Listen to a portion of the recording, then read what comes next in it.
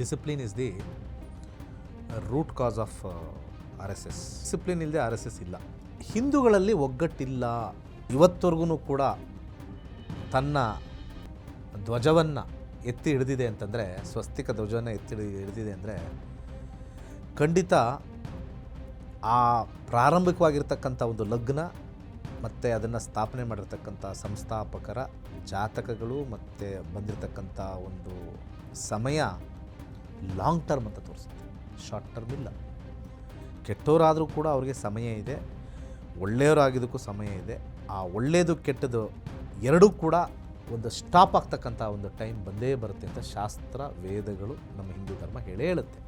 ಈಗಿರ್ತಕ್ಕಂಥ ನಾಯಕರೆಲ್ಲ ಆ ಸಮಯಕ್ಕೆ ಸ್ವಲ್ಪ ಏಜ್ಡ್ ಆಗಿ ಅದಾಗಿ ಸ್ವಲ್ಪ ಆ ಒಂದು ಕಿಚ್ಚಿಲ್ಲದೆ ಇರ್ತಕ್ಕಂಥವರೆಲ್ಲ ಕಮ್ಮಿಯಾಗಿ, ಈಗಿರ್ತಕ್ಕಂಥವರೆಲ್ಲ ಅಲ್ಲಿ ಹೋಗೋ ಅಷ್ಟಕ್ಕೆ ಸ್ವಲ್ಪ ಮಾನಸಿಕವಾಗಿ ಬುದ್ಧಿ ಭ್ರಷ್ಟರಾಗೋ ಚಾನ್ಸಸ್ಸು ಇರುತ್ತೆ. ಸಂಘಟನೆಗಳು ಇನ್ಕ್ರೀಸ್ ಆಗ್ತಕ್ಕಂಥ ಕಾರ್ಯಗಳು ಮಾಡಿದ್ರೂ ಕೂಡ ಹೆಚ್ಚು ಜನರು ಸ್ವಲ್ಪ ಸೇರ್ಕೊಳ್ತಕ್ಕಂಥ ಒಂದು ಸ್ವಲ್ಪ ಕೊರತೆ 35 ಆದಮೇಲೆ ಸ್ಟಾರ್ಟ್ ಆಗುತ್ತೆ. ಸ್ವಲ್ಪ ಕೆಳಗಿಳಿತಕ್ಕಂಥ ಸಾಧನೆ ಅದು ಭಿನ್ನಾಭಿಪ್ರಾಯದಿಂದ ಪ್ರಾರಂಭವಾಗುತ್ತೆ. ದುಷ್ಟ ಶಕ್ತಿಗಳು ಸ್ವಲ್ಪ ಈ ಒಂದು ಬೇರನ್ನು ಕಿತ್ತಾಕಕ್ಕೆ ಸಾಕಷ್ಟು ಪ್ರಯತ್ನ ಮಾಡುತ್ತೆ. ಕೊನೆಯ ವರ್ಷಗಳು ನಾನು ಹೇಳ್ತಕ್ಕಂಥದ್ದು 35ರಿಂದ 42 ಒಳಗಡೆ ಬಹಳ ಪ್ರಭಾವಶಾಲಿಯಾಗಿರ್ತಕ್ಕಂಥ ಒಬ್ಬ ನಾಯಕ ಅಲ್ಲಿ ನಿಂತ್ಕೋಬೇಕಾಗತ್ತೆ. ಯಾಕಂದರೆ ಯಾರು ಈ ಆರ್ ಎಸ್ ಎಸ್ನೇ ನಂಬಿಕೊಂಡು ಆರಿಸ್ಕೊಂಡು ಹೋಗಿರೋರು ಅವರೇ ಇದನ್ನು ತೇಜೋವಧೆ ಮಾಡ್ತಕ್ಕಂಥದ್ದು, ಅಥವಾ ಅವರೇ ಇದನ್ನು ಒಂದು ರೀತಿಯ ಸೈಲೆನ್ಸ್ ಮಾಡ್ತಕ್ಕಂಥ ಒಂದು ಸಾಧ್ಯತೆ 38ರಿಂದ ಪ್ರಾರಂಭವಾಗಿ 42ಕ್ಕೆ ಪೀಕಲ್ಲಿ ಹೋಗುತ್ತೆ. 35 ಆದಮೇಲೆ ಸಣ್ಣದಾಗಿ ಸ್ಟಾರ್ಟ್ ಆಗಿ 38ರ ನಂತರ ಅದನ್ನು ಹೆಚ್ಚಾಗಿ 41-42ರಲ್ಲಿ ಒಂದು ಸ್ಟ್ರಾಂಗ್ ನಾಯಕ, ಆ ಸಮಯದಲ್ಲಿ ದೇಶದ ಪ್ರಧಾನಿಯಾಗಿರ್ಬೋದು ಅಥವಾ ಪ್ರೆಸಿಡೆಂಟ್ ಆಗಿರ್ಬೋದು, ಇನ್ಫ್ಲೂಯೆನ್ಸ್ ಮಾಡ್ತಕ್ಕಂಥ ಒಬ್ಬ ಅಥವಾ ಇಬ್ಬರು ಸ್ಟ್ರಾಂಗ್ ಪಿಲ್ಲರ್ಸ್ ಆರ್ ಎಸ್ ಎಸ್ಸಲ್ಲಿ ಇರಲೇಬೇಕು. ಆರ್ ಎಸ್ ಎಸ್ ಅವರು ಏನಾದರೂ 35 ಆದ ನಂತರ ಒಂದು ಹೊಸ ಆವಿಷ್ಕಾರದಲ್ಲಿ ಬಂದರೆ ಇನ್ನೂ ಸೂಪರಾಗಿ ಅದ್ಭುತವಾಗಿ 42ಇಂದ ಮತ್ತೆ ರೀಸ್ಟಾರ್ಟ್ ಆಗುತ್ತೆ. ಯಾಕೆಂದರೆ 35-42 ನಾಯಕತ್ವನ ಒಂದು ಕೊರತೆ. ಆವಿಷ್ಕಾರದಲ್ಲಿ ಹೊಸ ಬ್ರ್ಯಾಂಡಲ್ಲಿ ಮತ್ತೆ ರೀಲಾಂಚ್ ಆದರೆ ಲಾಂಗ್ ಟರ್ಮಲ್ಲಿ ಮತ್ತೆ ಈ ಹಿಂದೂ ಸಂಸ್ಕೃತಿ ಮತ್ತು ಈ ಹಿಂದೂ ಪರಂಪರೆಯನ್ನು ಎತ್ತಿಡಿತಕ್ಕಂಥ ಒಂದು ಶಕ್ತಿಶಾಲಿಯಾಗಿರ್ತಕ್ಕಂಥ ಒಂದು ಸಂಘಟನೆ ಮತ್ತೆ ಚರಿತ್ರೆಯಲ್ಲಿ ಹುಟ್ಟು ಬರುತ್ತೆ.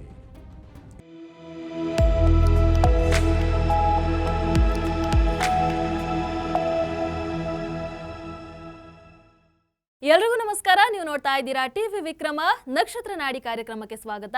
ನಾನು ಮುಮ್ತಾಜ್ ಅಬ್ದುಲ್ ನೆಲ್ಲೆಡ್ಕ. ಗುರುಜಿ, ಕಾರ್ಯಕ್ರಮಕ್ಕೆ ಆತ್ಮೀಯವಾದಂತಹ ಸ್ವಾಗತ. ನಮಸ್ಕಾರ ಎಲ್ಲರಿಗೂ. ಗುರುಜಿ, RSS ರಾಷ್ಟ್ರೀಯ ಸ್ವಯಂ ಸೇವಕ ಸಂಘ ಕೇವಲ ಬೆರಳೆಣಿಕೆಯಷ್ಟು ಕಾರ್ಯಕರ್ತರಿಂದ ಆರಂಭ ಆಯಿತು. ಇವತ್ತು ಸಂಘದ ಸಸಿದು ಹೆಮ್ಮರವಾಗಿದೆ, ಕೇಶವ ನೀನೆ ನೋಡುಬಾ ಅನ್ನೋ ಹಾಗೆ ನಮ್ಮ ದೇಶದಲ್ಲಿ ಮಾತ್ರ ಅಲ್ಲ ವಿದೇಶದಲ್ಲೂ ಕೂಡ ಹಬ್ಬಿಕೊಂಡಿದೆ.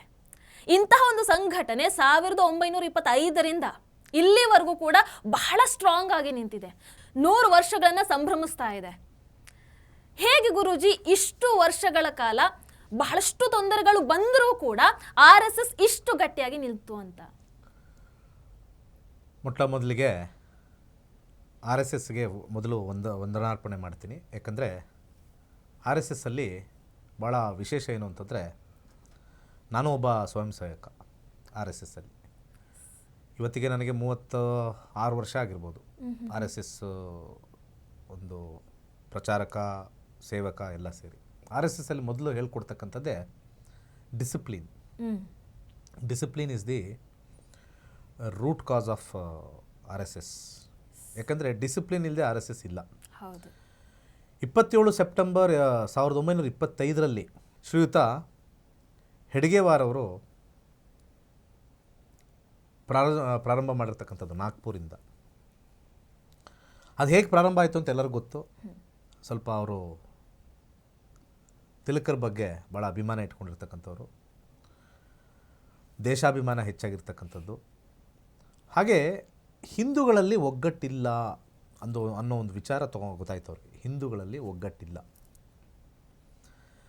ಆ ಒಗ್ಗಟ್ಟನ್ನು ತರಬೇಕು ಅಂತಂದರೆ ಭಾವೈಕ್ಯತೆನ ತೊಗೊಂಬರಬೇಕು, ಅದರಲ್ಲಿ ಒಂದು ರೀತಿಯ ಒಂದು ಮಾರಲ್ ವ್ಯಾಲ್ಯೂಸ್ನ ತೊಗೊಂಬರಬೇಕು, ಹಾಗೆ ನಮ್ಮದು ಅನ್ನೋ ಒಂದು ಅಭಿಮಾನ ತೊಗೊಂಬರಬೇಕು.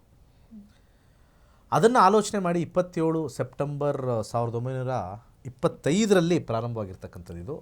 ಇವತ್ತಿಗೆ ಈ ವರ್ಷಕ್ಕೆ ಶತಾಬ್ದಿ ಆಚರಣೆ, ಇದೇ ಸೆಪ್ಟೆಂಬರ್ ಶತಾಬ್ದಿ ಆಚರಣೆ ಆಗಿರ್ತಕ್ಕಂಥದ್ದು.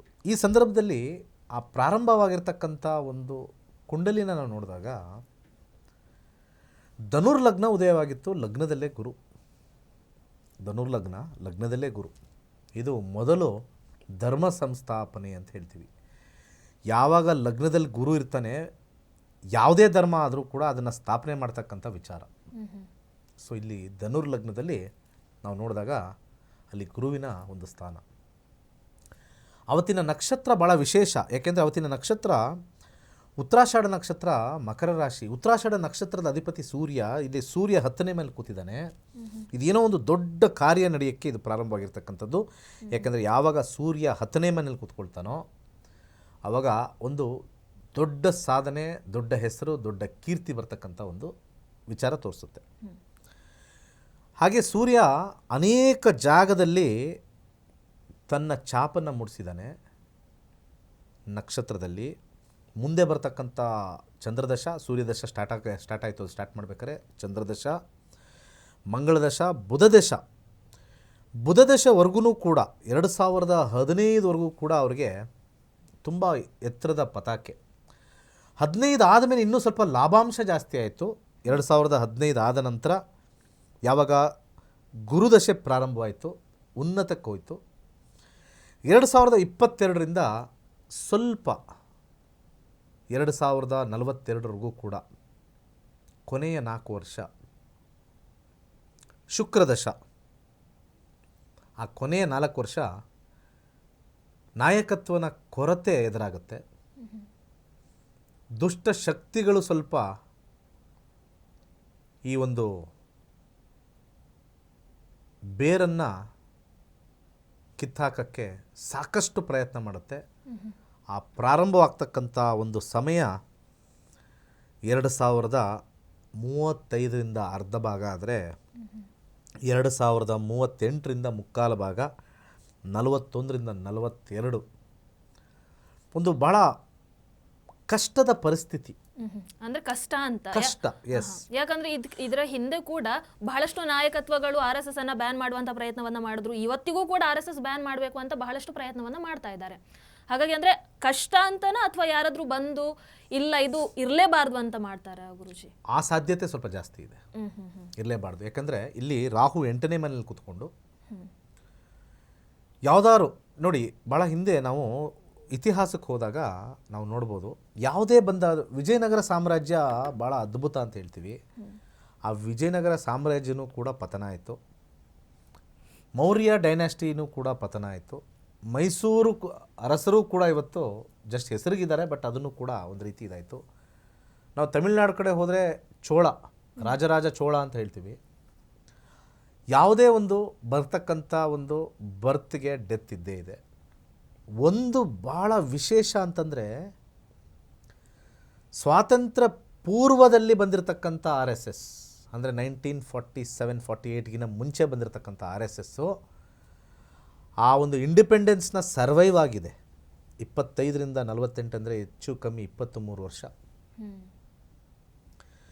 47-48ರಿಂದ ಮತ್ತೆ ಅದು ಮುಂದೆ ಸಾಗಿ ಇವತ್ತವರೆಗೂ ಕೂಡ ತನ್ನ ಧ್ವಜವನ್ನು ಎತ್ತಿ ಹಿಡಿದಿದೆ ಅಂತಂದರೆ, ಸ್ವಸ್ತಿಕ ಧ್ವಜವನ್ನು ಎತ್ತಿ ಹಿಡಿದಿದೆ ಅಂದರೆ ಖಂಡಿತ ಆ ಪ್ರಾರಂಭಿಕವಾಗಿರ್ತಕ್ಕಂಥ ಒಂದು ಲಗ್ನ ಮತ್ತು ಅದನ್ನು ಸ್ಥಾಪನೆ ಮಾಡಿರ್ತಕ್ಕಂಥ ಸಂಸ್ಥಾಪಕರ ಜಾತಕಗಳು ಮತ್ತು ಬಂದಿರತಕ್ಕಂಥ ಒಂದು ಸಮಯ ಲಾಂಗ್ ಟರ್ಮ್ ಅಂತ ತೋರಿಸುತ್ತೆ, ಶಾರ್ಟ್ ಟರ್ಮ್ ಇಲ್ಲ. ಇನ್ನೂ 20 ವರ್ಷದ ಕಾಲ ನಾನು ಮಾತಾಡ್ತಾ ಇರೋದು ಸದ್ಯಕ್ಕೆ ಇವಾಗಲ್ಲ. ಆದರೂ ಕೂಡ ಒಂದು ಭಾಳ ಎತ್ತೆಚ್ಕೋಬೇಕಾಗಿರ್ತಕ್ಕಂಥದ್ದು ಏನು ಅಂತಂದರೆ, ಈ ಕೊನೆಯ ವರ್ಷಗಳು ನಾನು ಹೇಳ್ತಕ್ಕಂಥದ್ದು 35ರಿಂದ 42 ಒಳಗಡೆ ಭಾಳ ಪ್ರಭಾವಶಾಲಿಯಾಗಿರ್ತಕ್ಕಂಥ ಒಬ್ಬ ನಾಯಕ ಅಲ್ಲಿ ನಿಂತ್ಕೋಬೇಕಾಗತ್ತೆ. ಯಾಕಂದರೆ ಯಾರು ಈ ಆರ್ ಎಸ್ ಎಸ್ನೇ ನಂಬಿಕೊಂಡು ಆರಿಸ್ಕೊಂಡು ಹೋಗಿರೋರು ಅವರೇ ಇದನ್ನು ತೇಜೋವಧೆ ಮಾಡ್ತಕ್ಕಂಥದ್ದು ಅಥವಾ ಅವರೇ ಇದನ್ನು ಒಂದು ರೀತಿಯ ಸೈಲೆನ್ಸ್ ಮಾಡ್ತಕ್ಕಂಥ ಒಂದು ಸಾಧ್ಯತೆ 38ರಿಂದ ಪ್ರಾರಂಭವಾಗಿ 42ಕ್ಕೆ ಪೀಕಲ್ಲಿ ಹೋಗುತ್ತೆ. ಅಂದರೆ ಯಾಕೆ ಕಾರಣ ಗುರೂಜಿ? ಗ್ರಹಗಳ ಪ್ರಭಾವ ಹೇಗೆ ಅಂತಂದರೆ ಒಳ್ಳೆಯದು ಕೆಟ್ಟದ್ದು ಜಾತಕದಲ್ಲಿ ನಡೀತಾನೇ ಇರಬೇಕು. ಜ್ಯೋತಿಷ್ಯ ಶಾಸ್ತ್ರದಲ್ಲಿ ಒಬ್ಬ ಮನುಷ್ಯ ಒಳ್ಳೆಯವನು ಅಂತಂದರೆ ಅವನಿಗೆ ಸಾವಿಲ್ವಾ? ಇದ್ದೇ ಇದೆ. ಒಬ್ಬ ಕೆಟ್ಟವನು ಅಂತ ಅಂದ್ಕೊಂಡ್ರೂ ಕೂಡ ಅವನಿಗೂ ಕೂಡ ಬದುಕಿದೆ. ಸದ್ದಾಮ್ ಹುಸೇನ್ ನೋಡ್ಬೋದು, ಎಷ್ಟೋ ವರ್ಷವರೆಗೂ ಬದುಕಿದ್ರು.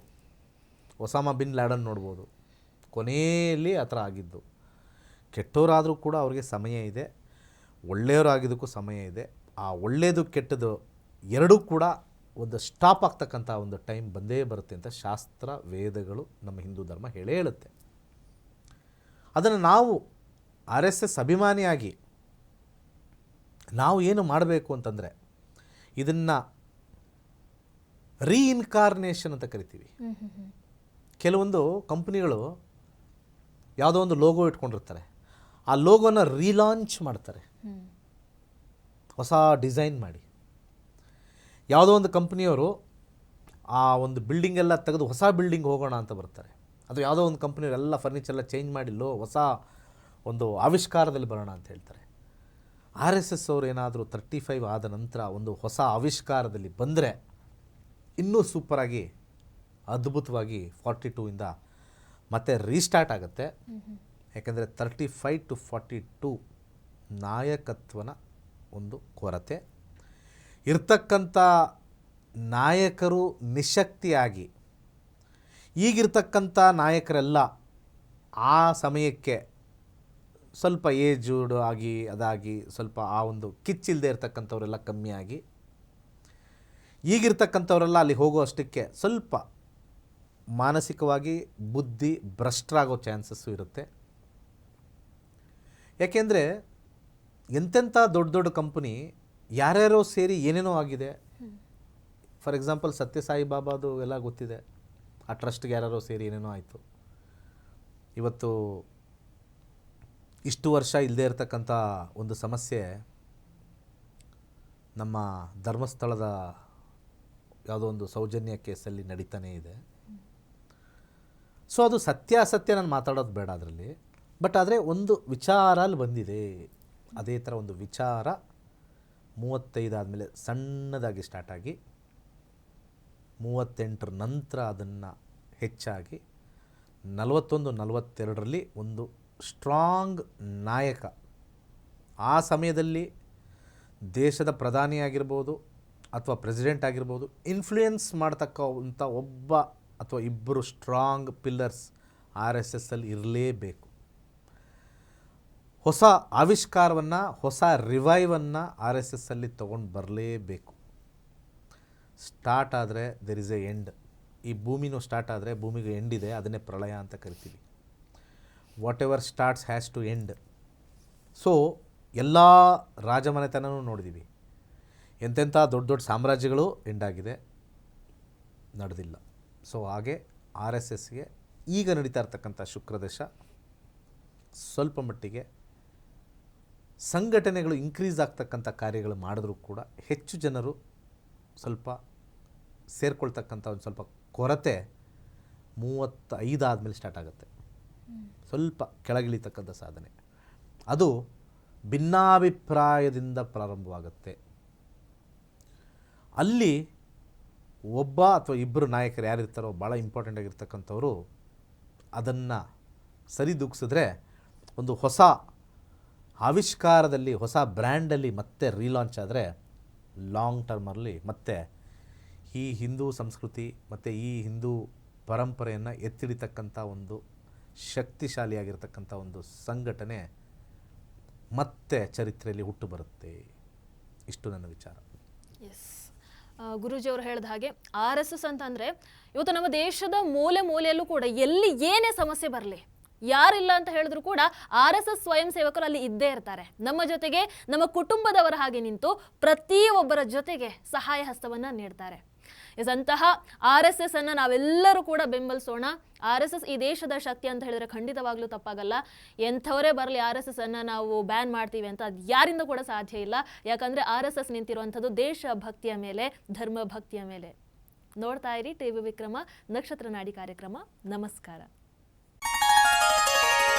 ನಕ್ಷತ್ರ ನಾಡಿ ತರಗತಿಗೆ ಸೇರಿ ಹಾಗೂ ಕೇವಲ 15 ದಿನಗಳಲ್ಲಿ ಜೂಮ್ ಆಪ್ ಮುಖಾಂತರ ಆನ್ಲೈನ್ ತರಗತಿಯನ್ನು ಕಲಿಯಿರಿ. ಜ್ಯೋತಿಷ್ಯ ಶಾಸ್ತ್ರದಲ್ಲಿ ಆಧುನಿಕ ತಂತ್ರಜ್ಞಾನವನ್ನು ಬಳಸಿ ಸಿದ್ಧಪಡಿಸಿರುವ ಗೋಲ್ಡ್ ಫ್ರೀ ಆಸ್ಟ್ರೋ ಆಪ್ ಮುಖಾಂತರ ನಮ್ಮ ಜೀವನದಲ್ಲಿನ ಮುಖ್ಯ ವಿಚಾರಗಳಾದ ಆರೋಗ್ಯ, ವಿದ್ಯಾಭ್ಯಾಸ, ವೃತ್ತಿ ಜೀವನ, ಮದುವೆ ವಿಚಾರ, ಆಸ್ತಿ, ಪ್ರಯಾಣ, ವ್ಯಾಜ್ಯದಂತಹ ವಿಚಾರಗಳ ಬಗ್ಗೆ ಜಾತಕದಲ್ಲಿ ಅತ್ಯಂತ ಸುಲಭ ರೀತಿಯಲ್ಲಿ ತಿಳಿಯಬಹುದಾಗಿದೆ. 60,000ಕ್ಕೂ ಹೆಚ್ಚಿನ ವಿದ್ಯಾರ್ಥಿಗಳಿಗೆ ನಕ್ಷತ್ರ ನಾಡಿ ಜ್ಯೋತಿಷ್ಯವನ್ನು ಕಲಿಸಿಕೊಟ್ಟಿರುವ ಪಂಡಿತ್ ದಿನೇಶ್ ಗುರೂಜಿಯವರ ತರಗತಿಗಳಿಗೆ ಇಂದೇ ನೋಂದಾಯಿಸಿ. ಸುಲಭವಾದ ಮತ್ತು ಶಾಸ್ತ್ರೋಕ್ತವಾದ ಜ್ಯೋತಿಷ್ಯ ಶಾಸ್ತ್ರವನ್ನು ಕಲಿಯಿರಿ. ಹೆಚ್ಚಿನ ಮಾಹಿತಿಗಾಗಿ ಇಂದೇ ನಮ್ಮ ನಕ್ಷತ್ರ ನಾಡಿಯನ್ನು ಸಂಪರ್ಕಿಸಿ. ಧನ್ಯವಾದಗಳು.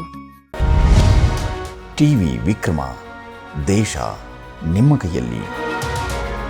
ಈ ಕಾರ್ಯಕ್ರಮ ನಿಮಗೆ ಇಷ್ಟ ಆಗಿದ್ದಲ್ಲಿ ಲೈಕ್, ಶೇರ್ ಹಾಗೂ ಕಮೆಂಟ್ ಮಾಡಿ. ಟಿವಿ ವಿಕ್ರಮದ ಕಾರ್ಯಕ್ರಮಗಳನ್ನು ನಿರಂತರವಾಗಿ ವೀಕ್ಷಿಸಲು ಸಬ್ಸ್ಕ್ರೈಬ್ ಮಾಡಿ, ಬೆಲ್ ಐಕನ್ ಒತ್ತಿ.